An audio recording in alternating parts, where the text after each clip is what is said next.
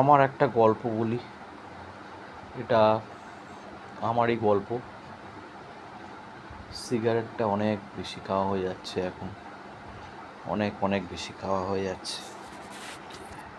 আমি একজন ইঞ্জিনিয়ার। আজকে 50-এর কাছে আমার বয়স। এই বয়সে এসে আমি নিঃসঙ্গ। নিচের ফ্লোরে আমার মা থাকে, ওপরের ফ্লোরে আমি বিগত 4 বছর ধরে একা। আমি জানি না আমি কেন এত একা।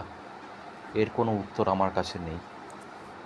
শুধু এইটুকু জানি, আমি সৎ, আমি স্পষ্টবক্তা এবং সবথেকে বড়, আমি খুব ইমোশনাল।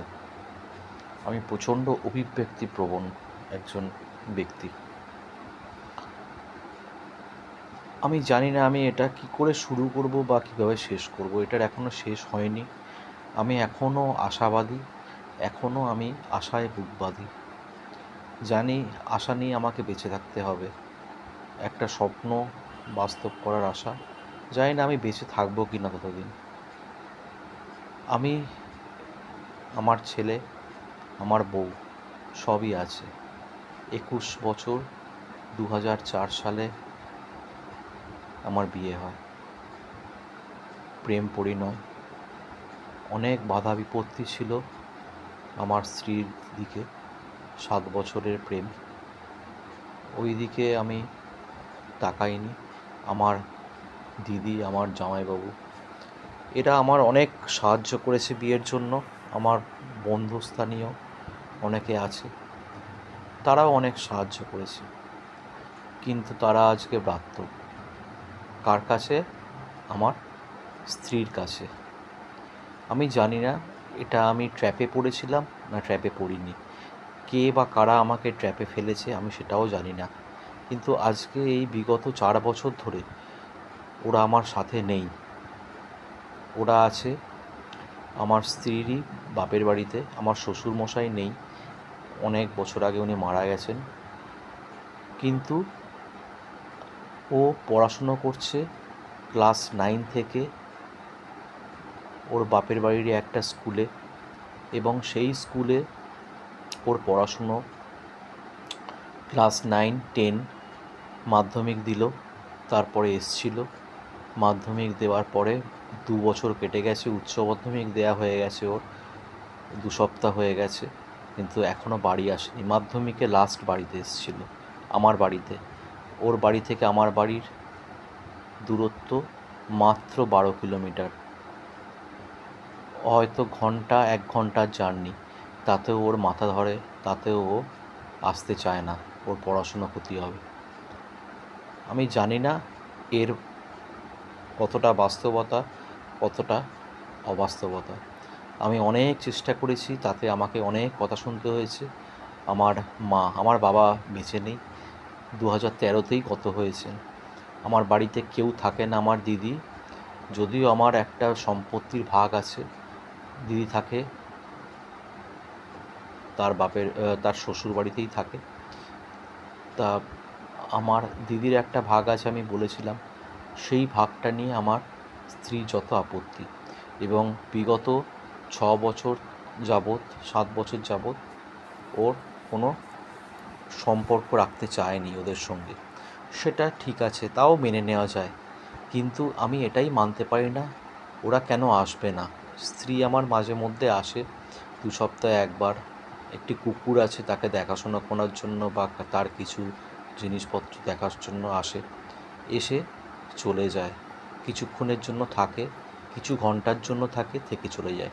কিন্তু ছেলেকে আমি পাই না। আমার প্রাইভেট ফার্মে চাকরি অনিশ্চয়তা, তাও আমি একটা চাকরি করছি। আবার আগের একটা চাকরি চলে গেছে। তার আগে কিছু বছর আমি একাই ছিলাম, মানে চাকরি ছিল না, আমি ঘরে বসেই কিছু রোজগার করার চেষ্টা করেছিলাম। কিন্তু ভগবানের কৃপায় আমি এই 25 বছরের কেরিয়ারে আমি কিছুটা কামিয়েছি, যার জন্য আমার পরিবার সচ্ছল। আমি ওকে ওখানে পাঠিয়েছিলাম একটাই কারণে, ওর এখানে স্কুলে ফিজ অনেক ছিল করোনার পরবর্তীকালে, মানে করোনার সময় আর কি, 2020 সালে।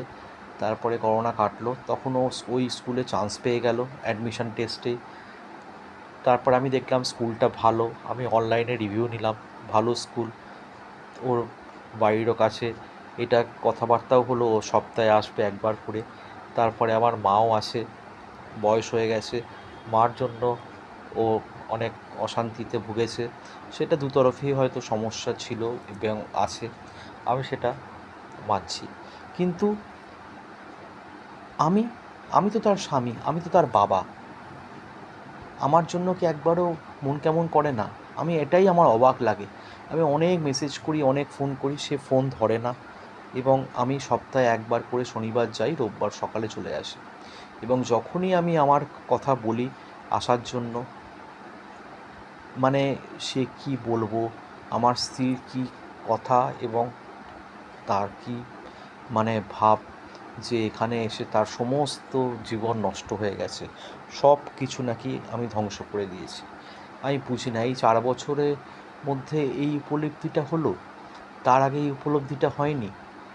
হয়েছে ছোটোখাটো অশান্তি তো সব পরিবারেই লেগে থাকে, কিন্তু এই উপলব্ধিটা হলো এখন। ছেলেকে আসার জন্য আমি অনেক বলেছি, ওর মাও মানে আমার স্ত্রীও অনেক চেষ্টা করেছে, কিন্তু বিফল হয়েছে। কিন্তু তার মানে তো এই নয় যে আমার বাড়ি খারাপ। আমার বাড়িতে নাকি আসলে ওর শরীর খারাপ লাগে, এখানে এলে নাকি অনেক প্রবলেম। আমি ওকে কিছু টাকাও দিয়েছি আমার দোতলায়, যেটা আমরা সেপারেট একটা ফ্লোরে থাকি, সেখানে কিছু কাজকর্ম, ওপরের ফ্লোরে কিছু কাজকর্ম, শেড, এইসবের জন্য আমি জমিয়ে জমিয়ে টাকাও দিয়েছি। আমি এখন চাকরি করছি, আবার চাকরিতে ঢুকেও অনেক অশান্তি আছে, সেসব তো চলেই। এবং আমি একা, আমি এই 6 দিন একাই থাকি, কি করব? মা যখন বলে আমার মাথাও গরম হয়ে যায়, ওদের কথা জিজ্ঞেস করে, প্রায়ই জিজ্ঞেস করে ওদের কী অবস্থা। আমার ছেলের মাইগ্রেনের অসুবিধে আছে, ছেলেকে আমি ডাক্তারও দেখিয়েছিলাম, কিন্তু সে তার ওষুধ খায়নি। অবাক, আমি জাস্ট অবাক।